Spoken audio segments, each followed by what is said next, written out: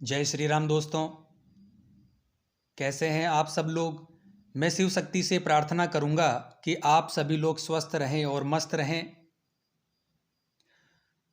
दोस्तों, सबसे पहली बात, हर घर में बहुत से लोग पूजा पाठ करते हैं। कोई सुबह पूजा करता है तो कोई शाम को पूजा करता है। हर कोई अपनी श्रद्धा के अनुसार अपनी पूजा पाठ करता है। लेकिन दोस्तों, ज़्यादातर लोग पूजा पाठ तो करते हैं, लेकिन वो अपने देवी देवता को भोग नहीं देते। फिर उनकी शिकायत भी होती है कि हमें कुछ आभास नहीं हो रहा, हमें उनके दर्शन नहीं हो रहे, स्वप्न में दर्शन नहीं हो पा रहे, कुछ परिणाम नहीं मिल रहा। तो दोस्तों, सबसे पहली बात तो ये है कि देवी देवता हमें प्रमाण जरूर देते हैं, पर हम समझ नहीं पाते और हम अपनी पूजा पाठ जैसे रोज करते हैं वैसे ही करते रहते हैं।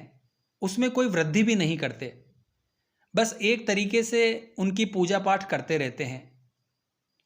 तो दोस्तों, जब आप अपने इष्ट की पूजा पाठ करते हैं तो उन्हें भोग जरूर दें। अब आप पूछेंगे भोग देने से क्या होता है, ये भी मैं आपको बताऊंगा। दोस्तों, आप जानते हैं हमारे ज्योतिष शास्त्र में लौंग का कितना अधिक महत्व है। तंत्र मंत्र में, पूजा पाठ में, नवरात्रों में लौंग सबसे पहले चलती है, यानी चढ़ाई जाती है, भगवान को अर्पित की जाती है, माँ को अर्पित की जाती है। दोस्तों, जब भी आप पूजा पाठ करते हैं तो सबसे पहले दीपक जलाते हैं। कोई घी का दीपक जलाता है तो कोई तेल का। उसके बाद आप धूप बत्ती प्रज्वलित करते हैं और फिर फूल माला या पुष्प उन्हें अर्पित करते हैं। उसके बाद आप अपने आसन पर बैठकर अपने देवी देवता की पूजा अर्चना, चालीसा, उनकी स्तुति का पाठ करते हैं, उनकी आरती करते हैं। ये सब ठीक है, यहाँ तक ठीक है। उसके बाद, यानी ये सब करने के बाद आपको उन्हें भोग देना होता है, जो ज़्यादातर लोग नहीं देते। तो दोस्तों, आपको करना क्या है, ध्यान से सुनिए। दोस्तों, आपको कपूर लेनी है और सबसे पहले आपको गणेश भगवान को भोग देना है। उसके बाद आपको अपने गुरु के नाम का भोग देना है। उसके बाद आपको अपने इष्ट, जिनको आप मानते हैं, जिनकी आप पूजा पाठ करते हैं, चाहे वो देवी हो चाहे देवता, आपको उनका भोग देना है। उसके बाद आपको अपने कुल देवता या कुल देवी का भोग देना है। तो ये 4 भोग आपको देने होते हैं। तो साथियों, इनको देने का तरीका क्या है, अब ध्यान से सुनिए। जैसे आपको गणेश जी का भोग देना है तो गणेश जी के लिए कपूर अलग से जलेगी। गुरु जी के लिए जब आप भोग लगाएंगे तो उनके नाम की कपूर अलग, अपने इष्ट के नाम की कपूर अलग और अपने कुलदेवी या कुलदेवता के नाम की कपूर अलग आपको लेनी है। उसके बाद आपको लौंग के जोड़े ले लेने हैं। जैसे कि गणेश भगवान के नाम के लिए लौंग का जोड़ा अलग, फिर अपने देवता के नाम का जोड़ा अलग, अपने गुरु के नाम का जोड़ा अलग, फिर अपने इष्ट देवी या देवता का जोड़ा अलग, फिर अपने कुल देवी या कुल देवता का लौंग का जोड़ा अलग।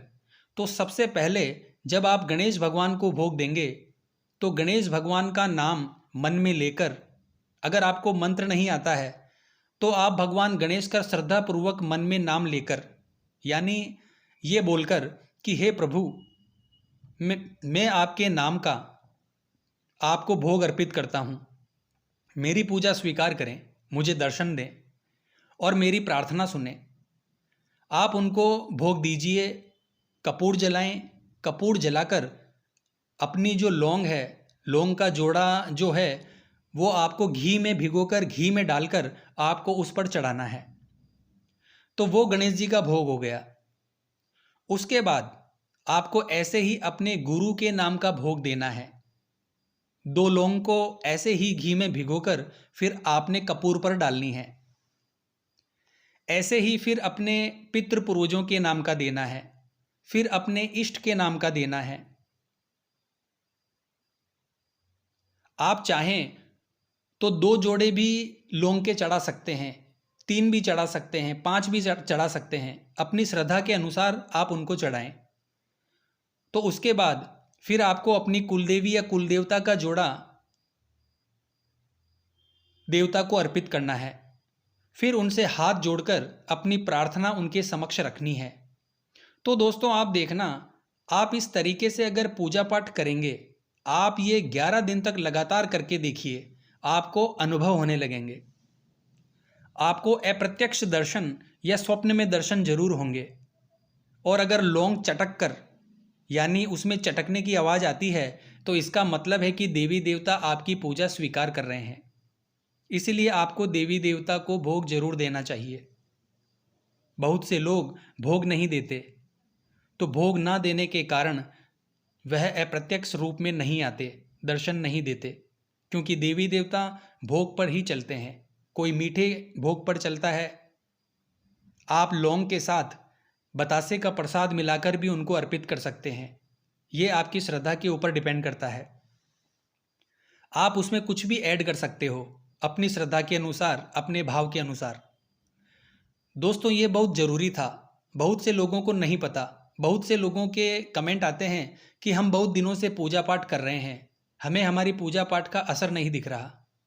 तो दोस्तों अपने मंदिर की अच्छे से साफ सफाई रखें। आपको नित्य सुबह या शाम जो भी पूजा पाठ करनी है उसके अकॉर्डिंग अपनी सुबह या शाम के समय पूजा पाठ करें और लौंग का भोग समर्पित करें। तो आशा करता हूँ दोस्तों आपके लिए ये जानकारी उपयोगी साबित होगी। तो कमेंट बॉक्स में हर हर महादेव जरूर लिखें दोस्तों। जय मां अम्बे, जय श्री कल्याण।